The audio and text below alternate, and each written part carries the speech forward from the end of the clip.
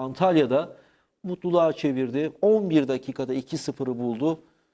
Bir Antalyaspor Galatasaray yorumuyla başlayalım Kaya. Ya şimdi baktığın zaman Monaco maçının ilk 15-20 dakikasını hatırlayanlar bu maçtan çok farklı değildi. İki tane net gol pozisyonu var. Bir tanesi İlkay'ın, atsan 2-0 öne geçiyorsun. Hani pozisyon gibi pozisyon. Hani ben bazılarını kayda değer bulmam ya, sağdan ortalarsın 20 metreden kafayı vurur, golü kaçırır. O benim için pozisyon değil ama bilhassa İlkay'ın olan Monaco maçında. Şimdi onlar olsa farklı bir şey konuşuyorduk bugün, değil mi? Evet. İkinci yarı çöküşlere geliriz birazdan ama mesela bu maçta Kocaeli maçındaki yaptığı hatayı yapmadı. Direkt rotasyona gitmedi, değil mi? Monaco maçındaki. Monaco maçının ertesi tam takım çıktı. Hatta bir tane ofansif ağırlıklı bir takımla çıktı. Hemen istediği skoru aldı. Hatta 17-18. dakika 5 olmaması işlem bile değil. Net 3 tane Osimhen'im var. Şimdi Galatasaray'a baktığın zaman o kadar yüksek kalitede oyuncuları var ki fark yarat, hani hep benim bir şeyim vardır, düsturum. Oyuncu alıyorsan fark yaratsın derim, değil mi? Para niye veriyorsun? Fark yaratmak için. Hani para verip boşa gitmesin oyuncular. Şimdi Galatasaray'da öyle bir oyuncular var ki hani farkın da üstünde. Şimdi Sané ile ilgili sene başında konuşmamı hatırla. Biliyorsun Alex'le mukayesesini yapmıştım. O arada bayağı da yine bir dayak yemiştim. Fenerbahçeli taraflarda. Bizim kaderimiz bu.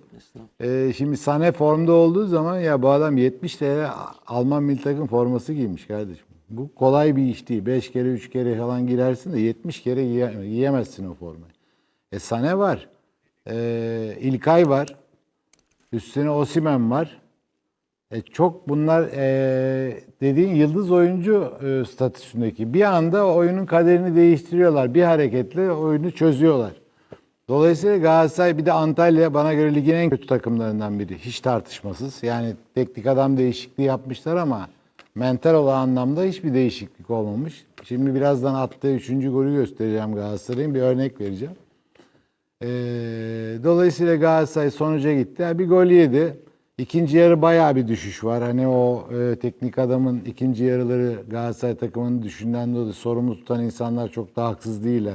Monaco maçının ikinci yarısı da keza aynı şeyler yaşanıyor. Samsun maçı.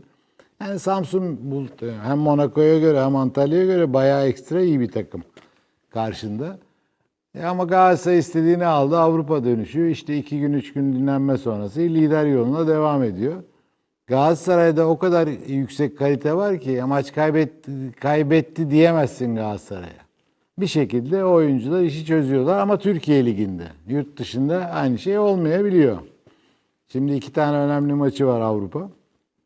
Bunlardan ikisinden de puan alamazsa bir de ilk 24 sıkıntısı da baş gösterir diye düşünüyorum. Bu arada Icardi'yi görüyorsun değil mi? Mesela daha oyuna girdi işte birkaç dakika sonra. Bak şu pozisyonda kalecinin hangi ayağı zayıf? İlk 2 yediği golde sağ ayağı değil mi? Bak, görüyor musun? Yine sağ ayağının üstüne vuruyor. Hem akıllı hem iyi golcü. Çok net. Kalecinin sağ ayağı ilk yediği 2 gole bakarsan sağ ayağı bayağı zayıf. Yani belki de ligin en kötü kalecilerinden biri olması lazım ama Icardi bunu yanda tespit etmiş, görüyor musun? Oradan yuvarlıyor. Dolayısıyla Galatasaray için deplasman galibiyeti. Antalya kötü bir takımda olsa iyidir. 3 puanla yoluna devam ediyor. Ocak ayında ben 1-2 tane daha bu düzeyde transfer bekliyorum. Eğer 24'de daha kaldığı belli olmayacak ama değil mi? Ocak transfer dönemi bitene kadar belli olur ama 1-2 hazırlık var diye düşünüyorum, orada konuşulan 1-2 isimler var. Dolayısıyla Galatasaray yoluna kayıpsız devam ediyor.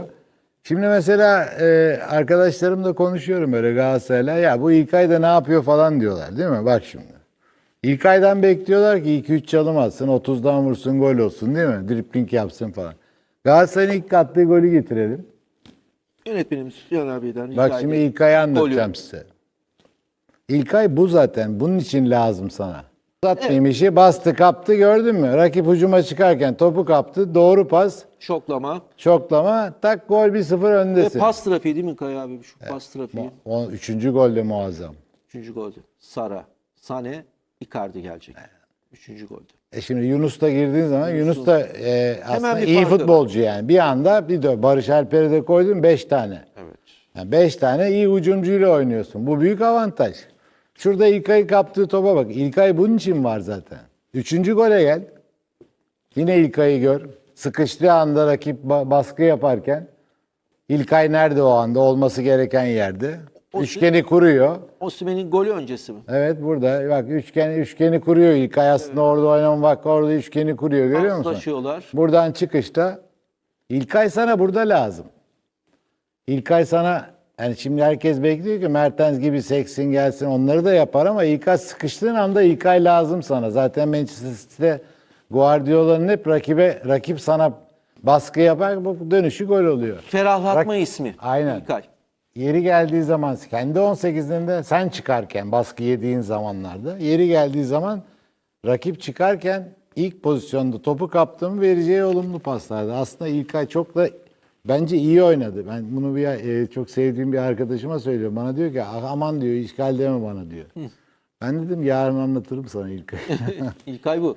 Dolayısıyla İlkay'ın yani daha İlkay da hazır değil falan demiyor. İlkay'dan şey beklemeyecek. 4 kişiyi geçsin, vursun, girsin falan Ama değil. sesler değil İlkay. Değil. O ayrı bir şey. Ya da Effenberg değil. Değil. Stangenberg işte neydi? Schwarz. İsmini söyle. Schweinsteiger. Schweinsteiger değil yani. O, ama İlkay o da herhalde bir 50-60 kere Alman milli takımı vardır onun. Hangisi? İlkay'ın İlkay'ın vardır. 60'ın üstüdür. ben bilmiyorum ama 40'tan kesin fazladır. Kerem hemen Ya bu adamlar tesadüfen Alman milli takımda falan oynayamazlar. Her milli takımda oynarsın. Bak Brezilya milli takımda 2 maç 3 maç oynayan en az 100 kişi vardır. Biliyor Vardır. musun? 100 kişi kesin vardır. 82 Bak, maç, Brezilya milli 19 takım. gol. 82 maç 19 gol yani. Bu adamların ben sana söyleyeyim mi sporculuğuna, ahlakına kimse ağzını açamaz. Tabii. Bu iki oyuncu benim için çok farklı. Çünkü Alman milli takımında bu kadar yüksek tempoda oyun oynamış insanlar. Durdurmazlar. Dolayısıyla bu iki transferi zamanla göreceksin. Zaman geçtikçe daha Galatasaray'a olan faydaları artacak. Peki bu yüksek tempoyla başlama, Galatasaray tabii oyunun her anında da bunu yapabilir. Hafta içinin getirdiği bir dolmuşluk, bir eleştiri de var sonuçta. Bir baskı, bir patlama mı yoksa rutin Galatasaray günlerinden biri mi? Normali mi zaten bu? 3 senedir Galatasaray böyle oynuyor. Zaten oyuna hızlı başlıyor. İlk 20 dakikada Bu hafta rakibin çok üstüne. eleştirilen bir Galatasaray oldu. Niye ama yani ben sana söyleyeyim Monaco maçına da böyle başladı. Evet. 2 tane varsa şeyin özetleri var bizde. Monaco Getirin Galatasaray maçına pozisyonları. da bir bakalım. 3 tane yanlış hatırlamıyorsam 2 Var, 15 45 20 çok dakikada. önemliydi ama işte o puan kaybı. Onları atsan farklı konuşacaksın. Şimdi farklı konuşuyorsun. Ama ikinci yarı Galatasaray'ın düştüğü çok net. Yani belli ki fizik açıdan yeterli değil. Bir de oyuncu kalitesi şimdi bir tane Osimhen'in var. Hadi yanına ona Icardi var. Barış'ın yerine kim girecek? Barış'a yakın değil. İlkay'ın yerine kim? Sané'nin yerine kim girecek? Sané'ye yakın değil. Dolayısıyla senin Avrupa'da başarılı olup yukarılara çıkman için hep söylediğim bir şey var. Tam kadronun birbirine yakın oyuncular olması lazım. Şimdi kaleciye bakıyorsun. O Uğurcan'la bunun arasında bayağı fark var. Sağ bekin yok. Sol bekin oynarsa stoperin bir tanesi sakatlansa yerine oynayacak stoperin yok. Dolayısıyla oyuncu kalitesi dediğin zaman 22 tane oyuncu birbirine yakınsa sen çok iyi bir takım olabiliyorsun. O zaman Manchester, o zaman Real veya işte ne bileyim Paris Saint-Germain falan olabiliyorsun. Ama Galatasaray yine istediğini aldı. Ve bir de böyle baskı yaptığı zaman rakibi hamur gibi yapıyor yani. Rakip şaşırıyor. Ama bakıyorum hala yani 10 sene evvel Galatasaray'da 3 maç mı 5 maç mı ne oynayan Veysel oynuyor yani. Antalya Spor'da. Antalyaspor'da. Hani Antalyaspor'un zaten bu kaleciyle falan bu oyuncu kadrosuyla başarılı olma şansı yok. Bir de berbat bir saha zemini var orada. Bence Düzenledi, hep ligin üstüne bastınız. en zayıf ekibinden biriyle oynadı. Yani ben Gençler Birliği'ni seyrettim işte Eyüp baktın Karagümrük. Ama ligin gördüğüm en zayıf ekibi Antalyaspor.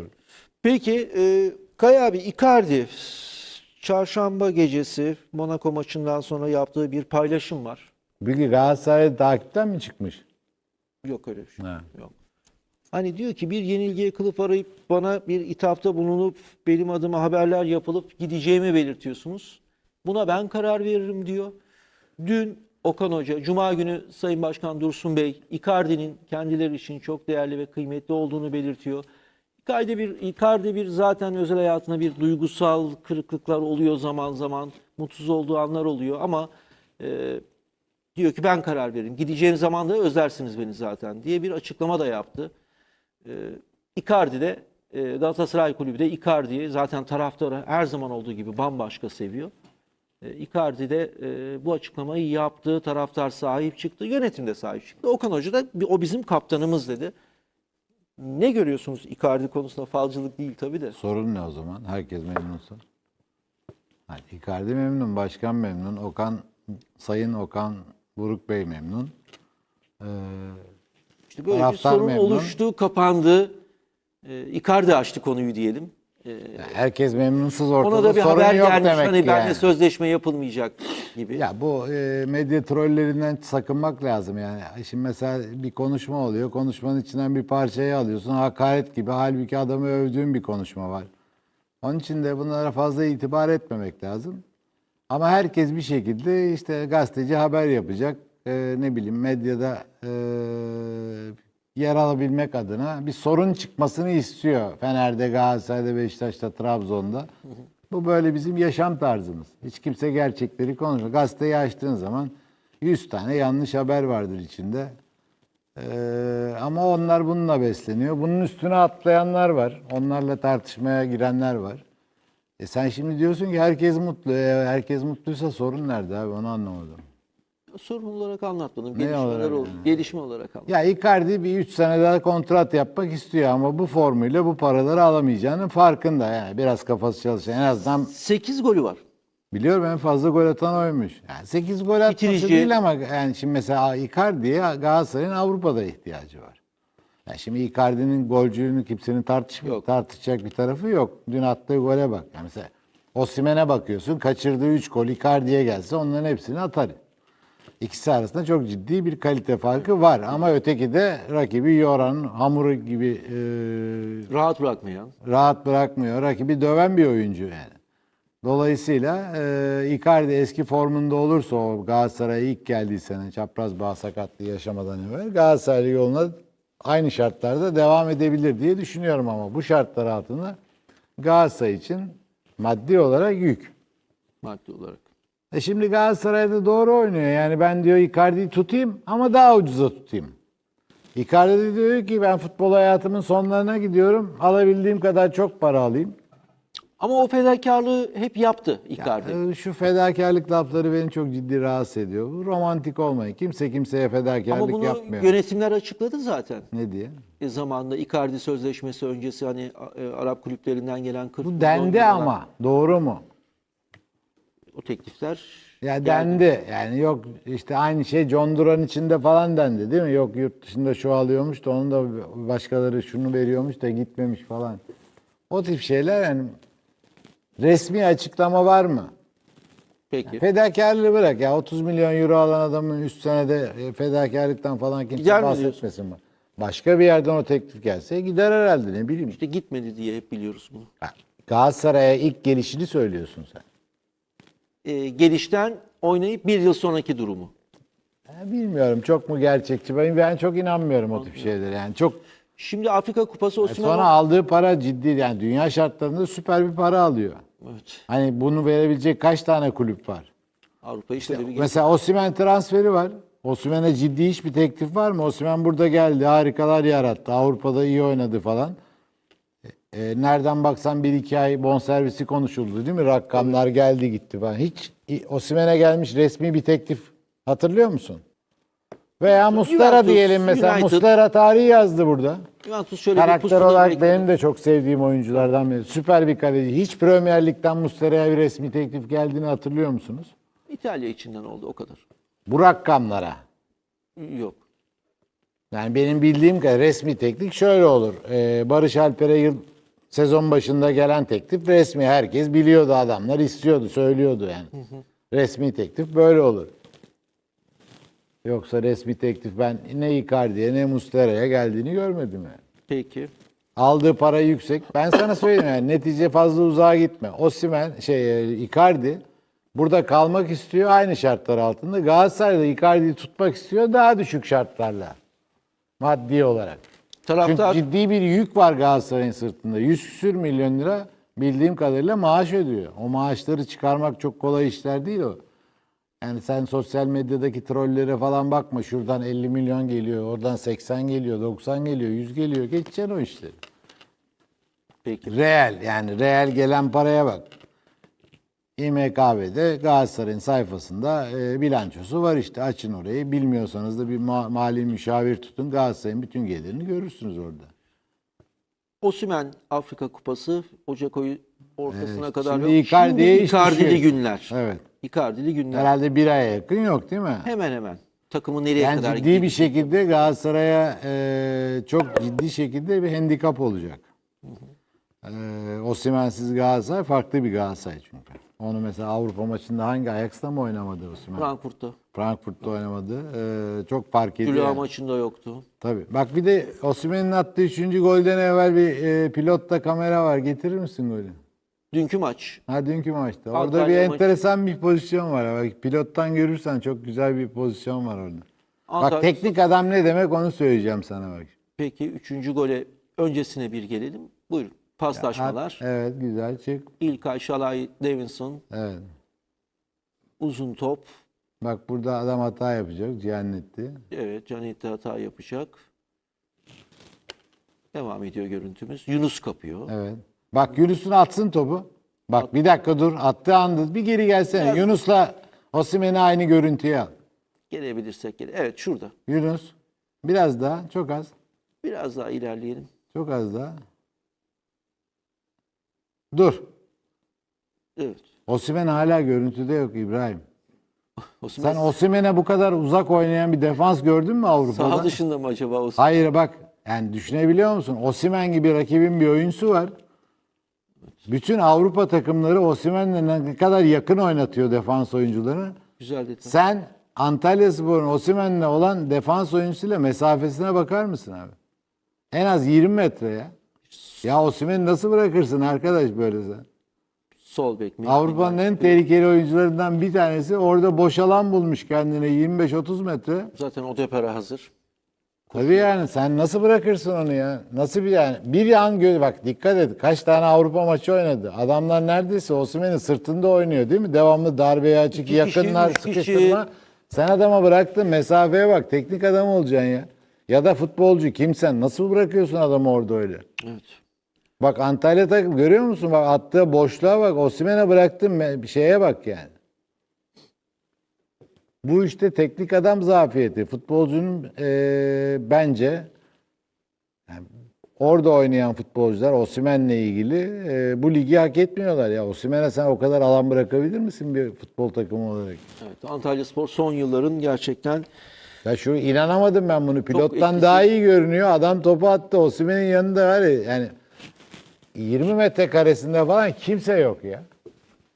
Ya bu kabul edilir bir şey değil yani. Şimdi Antalyaspor'un niye 4 tane yedi, 3 tane de 7-8 yiyebilirdi. Bir ara maç öyle dedim. Ben herhalde bugün 8'e falan gidecek bu.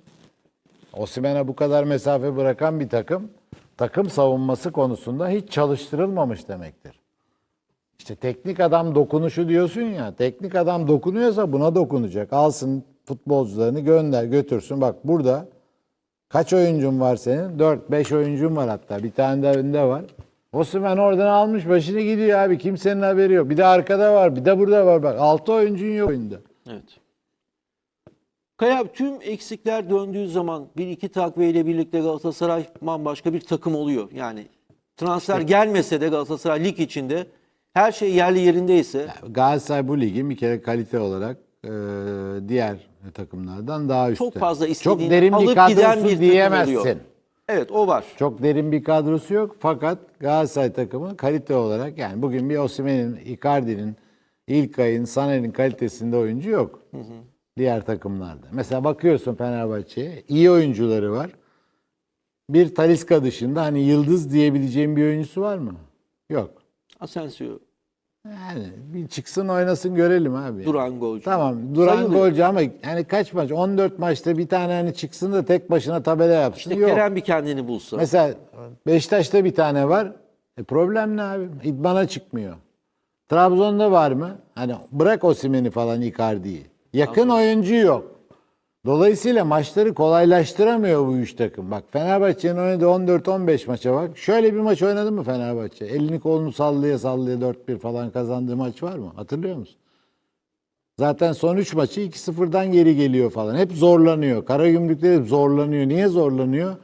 İçeride ilk 10-15-20 dakikada istediğini alamıyorsun. İstediğini kimle rahat alıyorsun? Yıldız oyuncuyla. Beşiktaş hiç zorlanmadan kazandığı maçı var mı? Yok. Trabzonspor'un var mı? Yok. Hep ittire kaktıra zorlanıyor. Fenerbahçe Gaziantep'te bu kadar rahattı. Deplasmanında. Tamam bir maçta olabilir.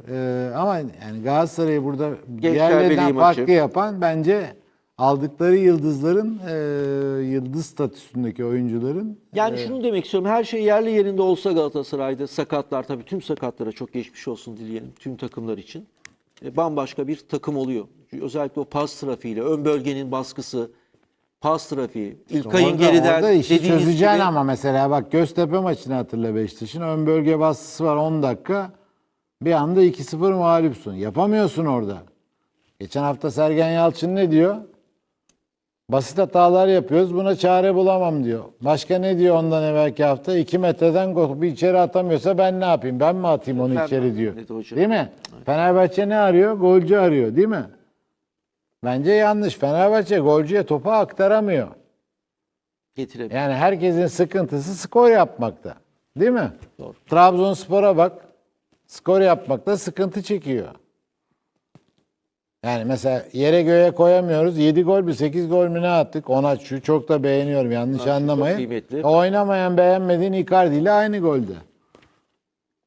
Değil mi? Oynamıyor adam. Kilolu milolu oynamıyor işte. Böyle bir bulurlarsa işte bir oynadığı ilk 11'deki maç Kocaeli maçı bildiğim kadarıyla. Ona 11 gol. 11 Gayet gol. başarılı.